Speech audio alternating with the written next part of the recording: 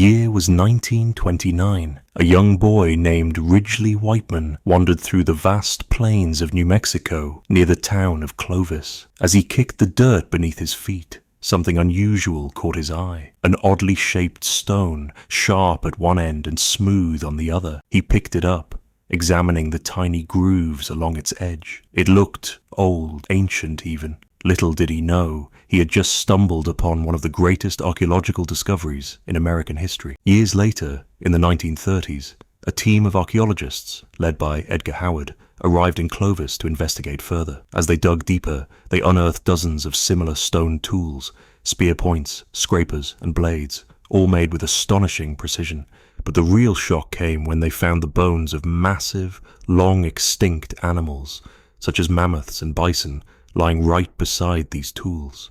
The implications were groundbreaking. Humans had hunted these creatures in North America far earlier than anyone had previously believed. The finely crafted spear points, later named Clovis points, suggested an advanced understanding of hunting and tool-making. But who were these people? Where did they come from? And, more mysteriously, where did they go? As archaeologists continued their excavations, they realized the Clovis culture dated back over 13,000 years, making them one of the oldest known civilizations in North America. The Clovis people were expert hunters, tracking giant Ice Age beasts using their specialized spear points, designed to pierce thick hides with deadly precision. They weren't just hunters, though. Evidence suggested they lived in small, mobile groups, moving across vast landscapes in search of food. They used fire, created tools from bones, and may have even had a spoken language. Some scholars believed they were among the first humans to cross the Bering Land Bridge from Asia into North America, following herds of mammoths and bison into this new world.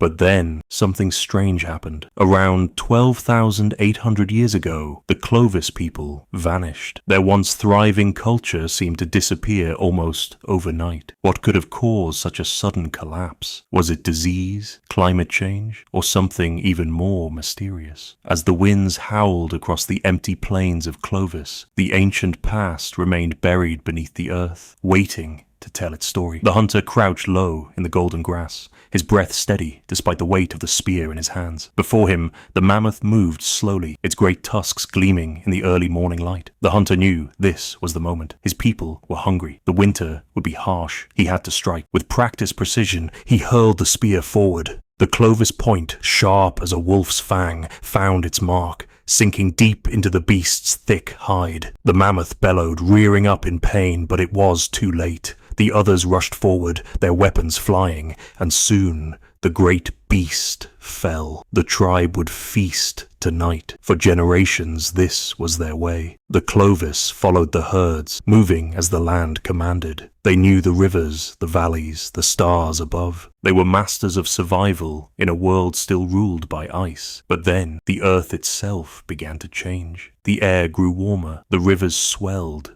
then dried. The great beasts, mammoths, giant bison, saber-toothed cats, began to vanish.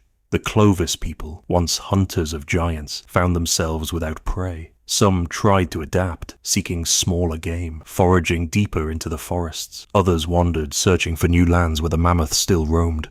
But the world they had known was fading, slipping through their fingers like sand. Then came the fire from the sky. One night, the sky burned with a light brighter than the sun. A roar, like thunder, split the air. And then, darkness. For days, maybe weeks, the land was cloaked in shadow. The animals that had survived the hunt could not survive this. The Clovis, already struggling, faced something they could not fight. When the sky cleared, the world was different. The great beasts were gone. The Clovis were few. And soon, even they began to disappear, their numbers dwindling, their ways fading into the land they had once ruled. By the time new people came, walking different paths, speaking different tongues, the Clovis were only whispers in the wind. The stone points, buried beneath centuries of dust, were the only proof that they had ever been here at all. The old hunter stood at the edge of the river, staring at the still water. The world had changed around him, and he could feel it in his bones. The mammoths were gone. The herds that once thundered across the plains now only ghosts in his memory. The hunt had become harder, the winters longer. His people were few now, scattered like leaves in the wind. He knelt, running his fingers through the cool mud, feeling for the smooth stones beneath. He pulled one out, turning it in his hands.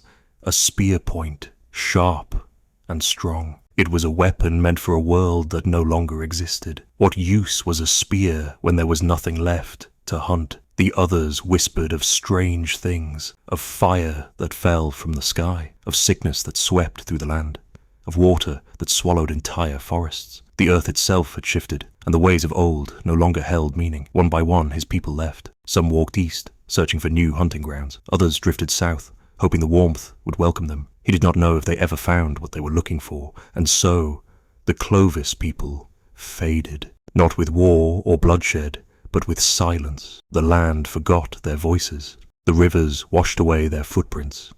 Only the stones remained, hidden beneath layers of time, waiting to be found.